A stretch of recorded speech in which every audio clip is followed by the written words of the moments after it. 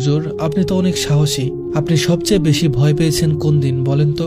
এটা বলার পর হুজুর কিছুটা ভরকে গেলেন, কিন্তু তিনি বললেন না। কিন্তু আমি তো নাছর বান্দা, যেভাবেই হোক শুনেই ছাড়বো। অনেক ফুসলিয়ে ফুসলিয়ে হুজুরের সাথে কথা বললাম। তারপর হুজুর বললেন, এটা বাস্তব জীবনের ঘটে যাওয়া ঘটনা, বেওয়ারিশ লাশের গল্প। শান্তির ধর্ম ইসলামের জন্ম থেকে মৃত্যু পর্যন্ত সবকিছুই শান্তিপূর্ণ উপায়ে হয়। কোনো শিশু পৃথিবীতে আসলে তার কানে আজান ও একামত দিয়ে শুরু হয় তার নিয়ম শৃঙ্খলার জীবন। আকিকা করে নাম রাখা, সুন্নতে খাতনা, 7 বছর থেকে তার উপর নামাজ ফরজ হয়, 12 বছর বয়সে রোজা হয় তার উপর ফরজ, এরপর হজ, যাকাত, তার অনেক কিছু। মৃত্যুতে সবকিছু শেষ না, মৃত্যুর পরেও কিছু নিয়ম কানুন আছে। মৃত ব্যক্তিকে উত্তর দক্ষিণ করে খাটিয়েই রাখা হয়। পাশে থেকে আগরবাতির ঘ্রাণ, গোলাপ জল ছিটিয়ে দেওয়া হয়। মৃত ব্যক্তির পাশে কোরআন শরীফ থেকে তেলাওয়াত করা হয়। তারপর শেষে গোসল দেওয়া হয়, কাফনের কাপড় পরিয়ে রাখা হয়। সবচেয়ে গুরুত্বপূর্ণ যে কাজটা করা হয় সেটা হলো জানাজা পড়ানো, তারপর দাফন করা হয়। এসবের ব্যতিক্রম করে যদি মানুষকে পশু পাখির মতো গর্ত করে পুঁতে রাখা হয়, তবে এর পরিণতি কেমন হয় ভেবে দেখেছ? হুজুর বললেন, তুমি কি কখনো মানুষকে পুঁতে রাখতে দেখেছ? বললাম, না, আমি দেখিনি হুজুর। হঠাৎ এই কথা বললেন কেন? হুজুর বললেন, আমি মানুষ পুঁতে রেখেছিলাম, সেই ঘটনা আজ তোমাকে বলবো। আমি লক্ষ্য করলাম সাহসী হুজুরের চোখ বারবার পলক পড়ছে, বোঝা যাচ্ছে তিনি প্রচন্ড ভয় পাচ্ছে। সালটা 2012 এর মাঝামাঝি, বর্ষাকাল যাবে যাবে করে যাচ্ছে না এমন সময়ের ঘটনা। গোপালগঞ্জে নতুন একটা পাবলিক কবরখানা তৈরি করা হচ্ছে। আগের গণকবরের জায়গা সংকলন হওয়ায় নতুনটা তৈরি। কবরস্থান শহর থেকে অনেক দূরে, জনশূন্য স্থানে, সরকারি খাসমহল জায়গার উপর তৈরি। সেখানে কবরস্থানের পাশেই একটা পাঞ্জাখানা মসজিদ তৈরি করা হয়। সেখানে যখন মানুষ থাকে, জামাতেরও অবস্থা করা হয়। বাকি সময় হয় না বলতে গেলেই চলে। যখন কাউকে দাফন করা হয় তখন নামাজ হয়। আমার বয়স তখন 24 বছর, নতুন বিয়ে করেছি, একটা চাকরির খুব দরকার। ওই মসজিদে একজন ইমাম সাহেবের জন্য নিয়োগ দেওয়া হয়। একটা চাকরি খুব দরকার, তাই রাজি হয়ে গেলাম। বেতন ঠিক হলো 7,000 টাকা। তখন 7,000 টাকা অনেক টাকা। আমার উপর দায়িত্ব আসলো আজান দেওয়ার, নামাজ পড়ানো এবং রাতে মসজিদে থেকে কবরস্থান পাহারা দেওয়া। আমার খাবারের ব্যবস্থা করা হয় 3 কিলোমিটার দূরে এক বড়লোক হাজী সাহেবের বাসায়। সবকিছু ঠিকঠাকই চলছিল। মানুষ মৃত্যুর কাফন গোসল করিয়ে জানাজার জন্য এখানে নিয়ে আসতো। আমি জানাজা পড়িয়ে দাফন করাতাম, ব্যাস। সেদিন ছিল শুক্রবার সকালে গোপালগঞ্জ মহাসড়কে দুর্ঘটনা ঘটে। তাতে 18 থেকে 19 বছরের একজন যুবতী মেয়ে মারা যায়। পোস্টমর্টেম করা হয় এবং তার ছবি খবরের কাগজে ছড়িয়ে দেওয়া হয়, যদি কোনো পরিচয় পাওয়া যায়। কিন্তু তার লাশ নেওয়ার জন্য কাউকে আর পাওয়া গেল না। সরকারিভাবে তাকে বেওয়ারিশ লাশ হিসাবে দাফন করার নির্দেশ দেওয়া হলো। রাত 8টার পর থেকে গুড়ি গুড়ি বৃষ্টি শুরু হচ্ছিল, যা থামার নামই নিচ্ছে না। ঠান্ডা ঠান্ডা লাগছে বেশ। গায়ে একটা ঘুম দিয়েছি আমি। কাক ঘুমের ঘরে শুনি, মসজিদে কেউ আছেন? ইমাম সাহেব কি ভিতরে আছেন? বেশ কয়েকবার ডাকাডাকি করার পর আমি কোনো সাড়া না দিয়ে দেয়াল ঘড়ির দিকে তাকিয়ে দেখি রাত তখন 12:45 বাজে। উঠে দেখি খাটো করে একজন এসআই, নাম শফিকুল ইসলাম, এবং সাথে কনস্টেবল দাঁড়িয়ে আছে। মাটিতে রাখা একটি পাটি দিয়ে মোড়ানো লাশ। আমি কিছু বুঝে ওঠার আগে শফিকুল ইসলাম বললেন, ইমাম সাহেব, বেশি দেরি করা যাবে না, লাশটা দাফন করতে হবে, দুর্গন্ধ আসছে লাশ থেকে। আমি প্রশ্ন করলাম, মেয়েটা কি মুসলিম? শফিকুল ইসলাম জবাব দিলেন, পোশাক দেখে ধারণা করা হয়েছে সে মুসলিম।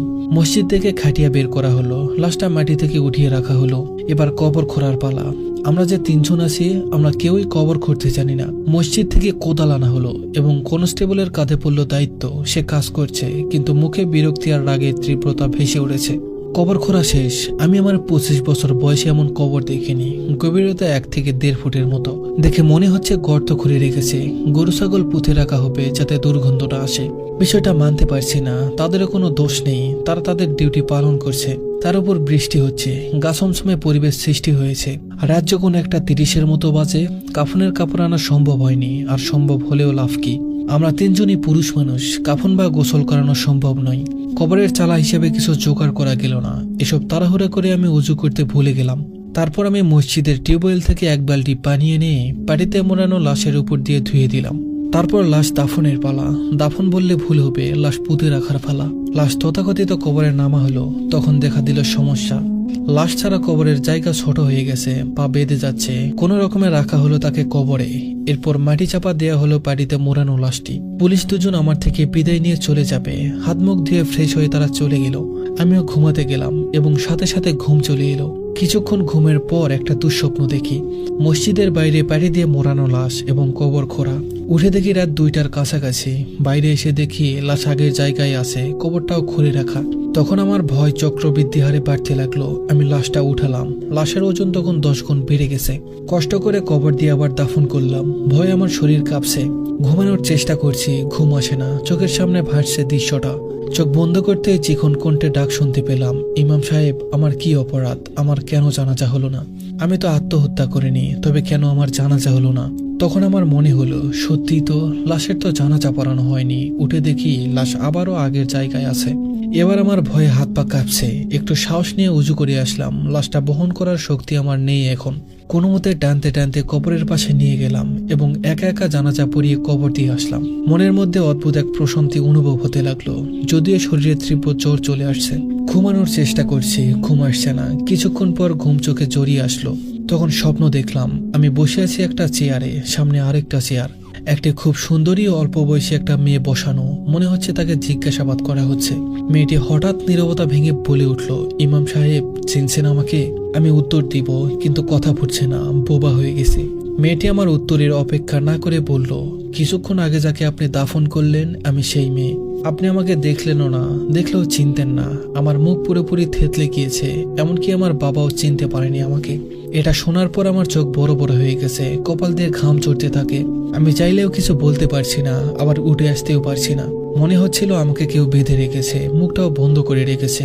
তখন মেয়েটা বলল, ইমাম সাহেব, আমি কিন্তু বেওয়ারিশ না, আমার আত্মীয় স্বজন সব আছে। মা বাবার একমাত্র সন্তান আমি। পড়াশোনা করতে গ্রাম থেকে শহরে আসি। রাস্তা পার হচ্ছিলাম, হঠাৎ একটা বেপরোয়া ভাবে আসা ট্রাক আমাকে উড়িয়ে দেয়। আমি তখন জীবিত ছিলাম, মৃত্যুর কাছাকাছি। কেউ আমাকে বাঁচাতে আসেনি, এমনকি যে ড্রাইভার আমাকে চাপা দিল, সেও একটাবার অনুশোচনায় পিছনে ফিরে তাকায়নি। আমি মারা গেলাম। আপনি হয়তো ভাবছেন, কিভাবে আমি বুঝলাম আমি মারা গেছি সেটা। আমি তখন সমস্ত যন্ত্রণা থেকে মুক্তি পেয়ে বাইরে আসতে পারছি। আমি সবার মতো দাঁড়িয়ে আমার নিথর দেহটা দেখছি। পুলিশ আসলো, আমার দেহ মর্গে নিয়ে গেল, সাথে আমিও আছি। ছবি উঠালো, কিন্তু তাতে কোনো লাভ হলো না, মুখ চেনার উপায় নেই। বিভিন্ন পত্রিকায় পাঠানো হলো, কেউ যদি চিনে, অথচ কেউ চিনল না আমাকে। বাসায় গেলাম, তবে আগের মতো সময় লাগলো না। মুহূর্তের মধ্যেই আমি যে কোনো জায়গায় যেতে পারছি। আমার আম্মু কেমন যেন অস্থিরতা অনুভব করছে, কিন্তু বুঝতে পারছে না কি হয়েছে। আমার মনে হলো আমার আম্মুকে জড়িয়ে ধরে কান্না করি, কিন্তু চোখে পানি আসছে না, কান্নার শব্দও হয় না। ঠিক তখন একটা কথা প্রবলভাবে মনে হলো, সন্তানের কিছু হলে মা সেটা বুঝতে পারে। আমার মৃতদেহ মর্গে পোস্টমর্টেম করা হয়। আমি সেখানে গেলাম, নিজে দাঁড়িয়ে থেকে নিজের দেহ কাটাছেঁড়া করতে দেখলাম। এর থেকে বাজে অনুভূতি মনে হয় পৃথিবীতে কিছু নেই। এজন্যই হয়তো আত্মহত্যা মহাপাপ।